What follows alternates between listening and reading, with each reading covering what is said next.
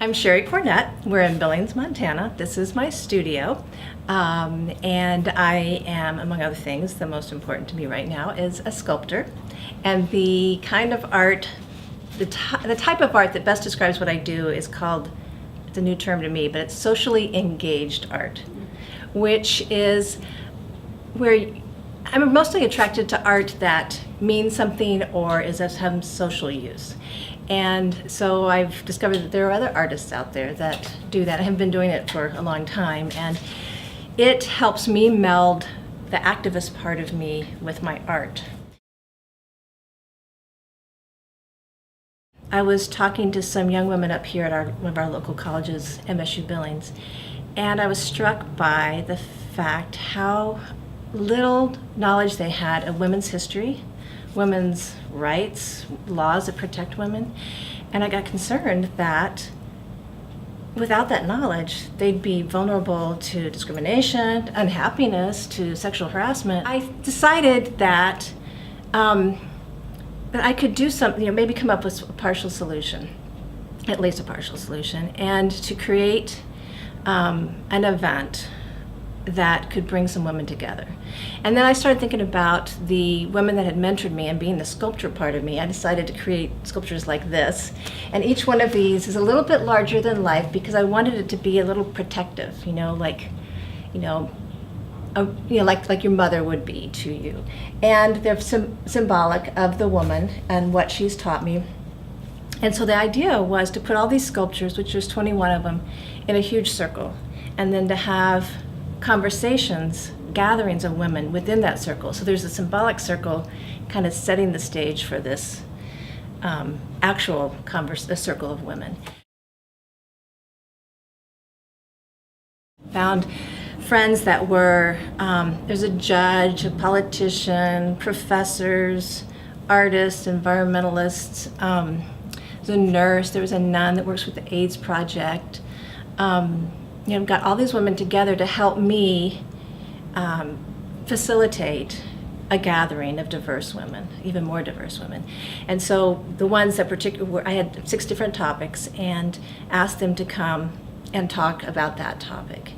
And then I advertised it and got the word out to the colleges and tried to get as many different women as I could. I had my daughter who was 15, and then I had 80-year-old women there. You go in and you create something like this, you go, I've got this, this idea, I want to make a difference, and you just never know if it's going to really happen.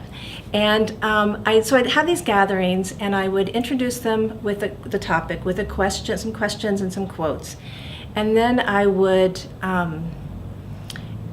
lay down some very basic guidelines, and they were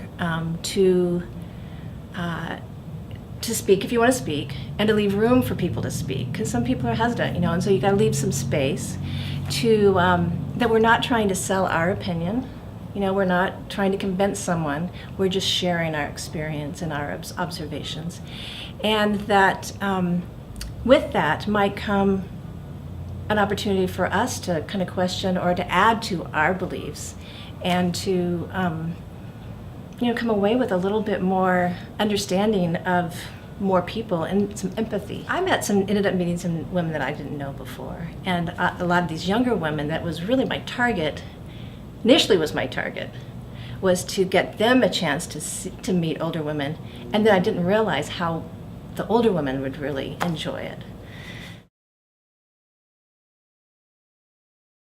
So now I'm trying to in fact, I'm going to be taking this to to Pendleton, Oregon, which will be interesting because it's a whole different community. I don't know anyone there, but the director of the museum wants the show and says that he can connect me with a bunch of women there in the community, and I'm real excited about meeting new people and getting that started. Maybe start the first circle, and then they can facilitate the next one. So that's kind of my vision, is that to be able to go to communities, kind of like you are doing and interviewing people, but for me to try to have a conversation, at least one, with some of the local women. Because, we just, it's very cliche how we're so technologically communicate so technologically that we don't sit down and talk. But just to sit down with someone you don't know, it just doesn't happen. You've got your various communities in either in your volunteer work or your church or your work space or whatever, but and the friends that you have, but it's not the same as sitting down with someone that you don't even know, that maybe you'd never seek out because they're of another persuasion, another something, they just have a different perspective. What's happening in the country right now is just so divisive and so built on okay, you have an idea, but we're gonna sensationalize the opposition. When I think there's a real, people want to connect. I mean, a lot of stuff is fear-based. And if they can, it's kind of very basic, but if you can see that the opposition is actually a human being with a heart that feels strongly because of how they were raised, or that they aren't an opinion, they're a person, and that we can get beyond that. In fact, that was one of the things that we talked about in this circle in the beginning, is how our social, the way we speak and the words we choose, the actions, our body language is so cultural, or just even family-based. And if you aren't familiar with that, that can seem off-putting.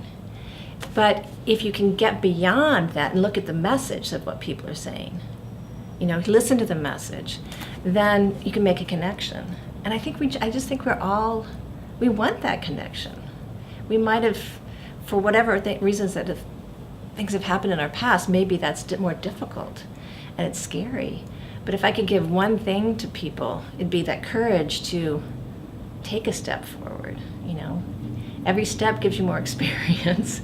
The courage to open your mind that there might be something out there that you don't know, that you're going to learn, and it'll make your life more rich.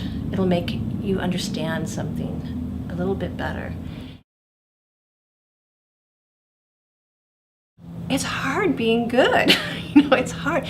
And we realize that it's just the small steps. And it's okay, I've realized that this is something that I can focus on and works well in my life.